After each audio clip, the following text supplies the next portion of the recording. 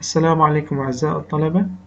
اليوم نبدأ بالمحاضرة الأولى الخاصة بالفصل الدراسي الثاني، وهذه المحاضرة تتضمن المواضيع التالية: أولاً Electrolytic and Non-Electrolytic Solutions، المحاليل الإلكتروليتية والغير الإلكتروليتية.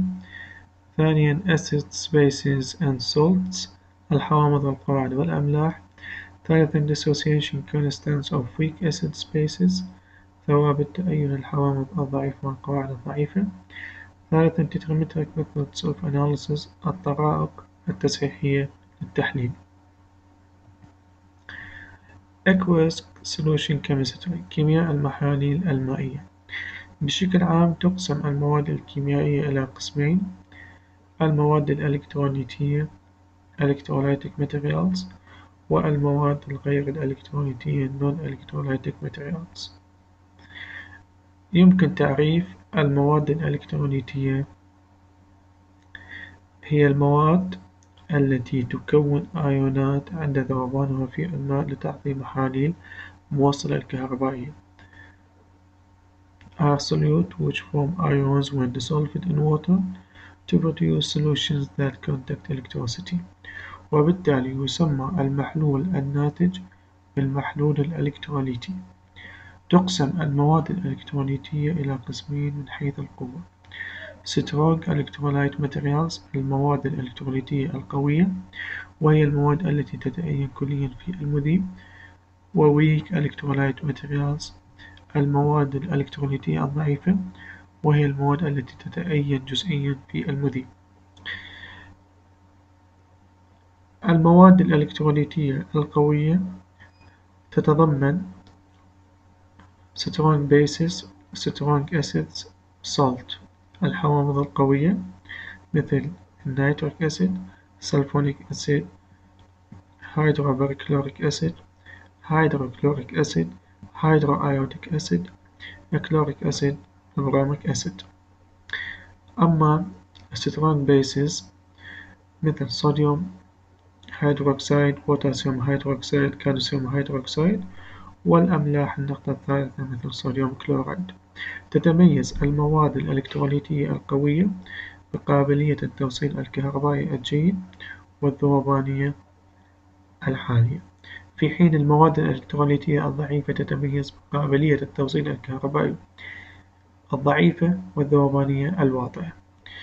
من الحوامض الإلكتروليتية الضعيفة مثل الكربونيك أسيد، البوريك أسيد، الفوسفوريك أسيد، هيدروجين سلفايد، وسلفوروس أسيد.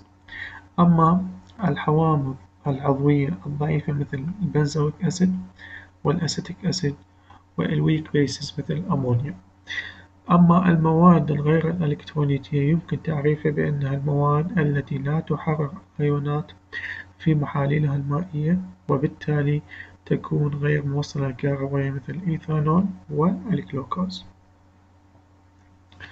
الموضوع الثاني هو Acids, Bases and Conjugated Acids Bases، الحوامض والقواعد والحوامض القرينة والقواعد القرينة. بشكل عام الحامض هي المادة التي تمنح البروتون، والقاعدة هي المادة التي تستقبل البروتون. أما القاعدة القرينة is the species formed when an acid loses a proton، هي الفصائل أو المكونات التي تتكون عندما يفقد الحامض البروتون. while the conjugate acid is a species formed when a base accepts a proton. الحوامض القرينة هي الفصائل أو المكونات التي تتكون عندما تكتسب القاعدة البروتون. إذن الحامض هي المادة التي تمنح البروتون متحولة إلى قاعدة قرينة، والقاعدة هي المادة التي تستقبل البروتون متحولة إلى حامض قرين. هنالك ثلاثة مفاهيم لتعريف الحوامض والقواعد. أولاً مبدأ أرينيوس: الحامض هي المادة التي تتأين في الماء وتعطي أيون الهيدروجين، والقاعدة هي المادة التي تتأين في الماء وتعطي أيون الهيدروكسيد. أما مبدأ برونشتكلوري ينص الحامض هي المادة التي تمنح البروتون والقاعدة هي المادة التي تستقبل البروتون. والمبدأ الثالث مبدأ لويس. الحامض هي المادة التي تستقبل الزوج الإلكتروني مثل ألمنيوم كلورايد وباريوم فلورايد. والقاعدة هي المادة التي تمنح الزوج الإلكتروني مثل جزيئة الأمونيا NH3. أمفيبروتيك species. المكونات الأنفوتيرية.